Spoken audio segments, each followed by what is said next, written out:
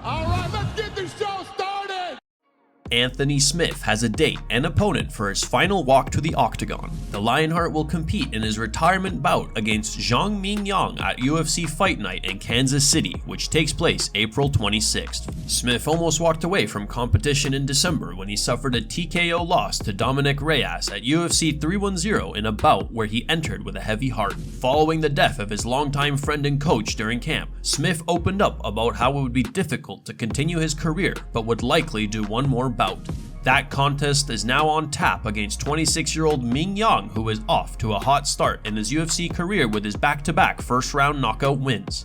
The Chinese fighter has earned all of his career victories by stoppage, and to make it more emphatic, has stopped all of his opponents inside the opening stanza. Fans in the comments were surprised that the UFC matched Smith up with such a powerful fighter like Zhang for his retirement bout. One fan wrote, 21 losses on paper isn't that much.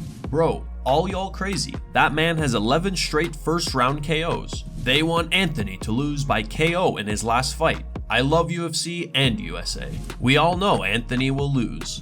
Why would you want KO in round 1 in your retirement fight? I want Anthony to win his last fight, but I don't believe he will.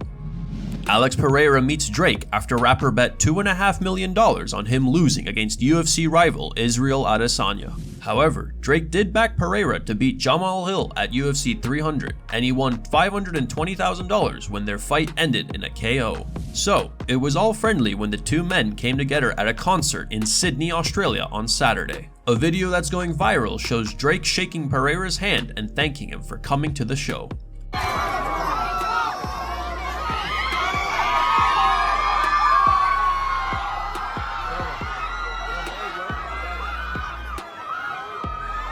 Who is that? Oh, that's your cousin. That's a good ass cousin. Shout out to your cousin. Shout out to Get her and her cousin some free tickets for the mall. Over the past few months, Islam Makhachev has increasingly voiced his interest in attempting to become a two-division world champion. The problem for Makhachev is welterweight world champion Belal Muhammad is his friend and training partner. However, recent rumors have emerged suggesting that Belal is no longer close friends with Team Khabib, and a fight between him and Islam might actually happen. Now, during an interview at Barstool Chicago, Belal quickly shut down those rumors, stating that he'll rather move up to middleweight than fight Islam at welterweight. Belal also took some shots at Sean Strickland and Dricus du Plessis, saying that both fighters suck. Now, what about if he says you gotta fight Islam?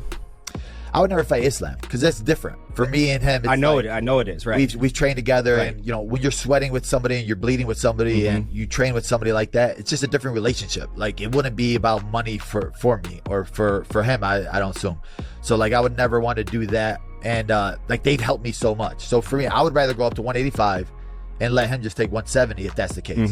And like, since I've already had to fight my way up to 170 and I've been top 10 guys, like, I'm 2 fights away from being able to challenge that 185 and saying, hey, I want to be double champ. What do you walk around at weight-wise?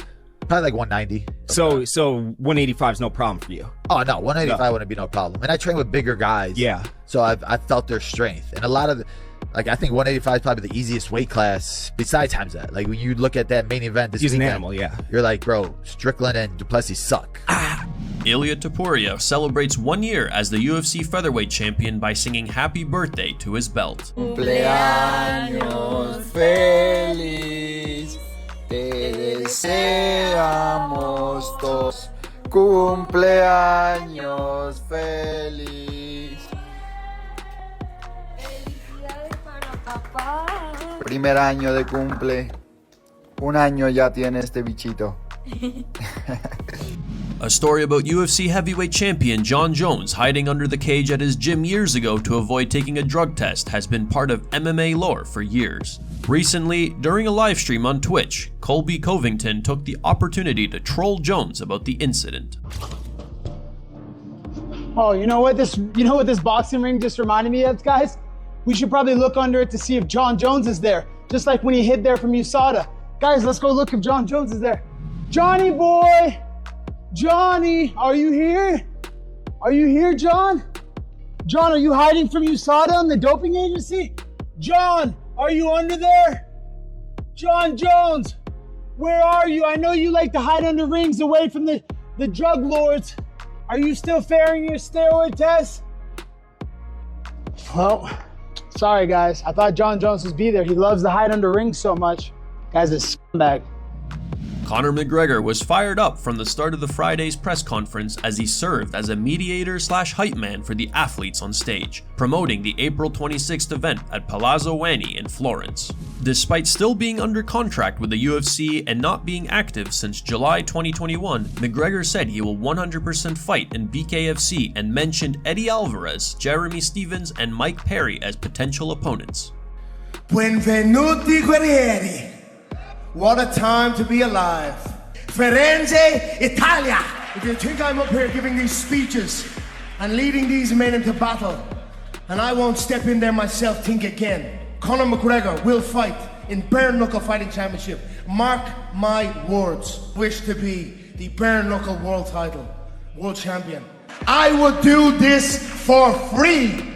I would fight under this great organization for free.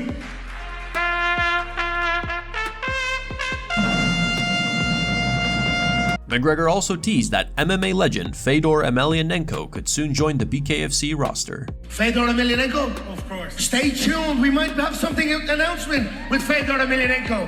Hey Fedor, we're waiting. Some news might be coming with Fedor Emelianenko. Bare Knuckle Fighting Championship is signing and acquiring the best fighters of all time, past, present, and future.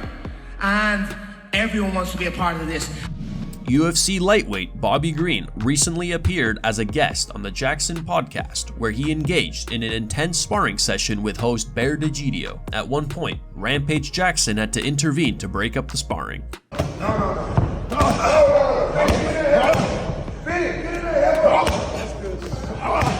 Hey. Go work. Rampage then faced off with Bobby Green himself, though it was more of a playful sparring with both men showing each other respect. Oh, goddamn. Let Rampage work. Let him cook. He's cooking ramen right now. Let him slow cook. Did you say ramen? It's because of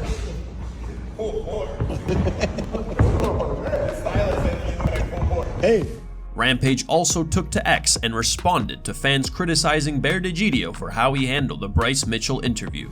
Many suggested that Rampage should leave the JAXXON podcast and start his own thing, to which Rampage replied, "Love fans like you. So many people are negative. Real talk, if DEGIDIO left the show, it would crash and burn. I've tried my own side quest, shit was short-lived. I'll do that again, but like one-offs. Bear got me back into MMA, got me cool with fighters and shit. He's a good dude." Here are the top 3 memes found on the internet. Number 3 meme was posted by As Shopped As It Gets. Number 2 was posted by Snoo Oranges 4367. And the number 1 meme was posted by MMA.Slicer. If you had to cut one champion, who would you choose? This is a dirty question. Dirty question. And I told these guys at GQ, there isn't any question that I won't answer. Belal Muhammad. Thank you guys for watching. If you enjoyed the content, please give it a like and subscribe to the channel to stay updated with the latest MMA news.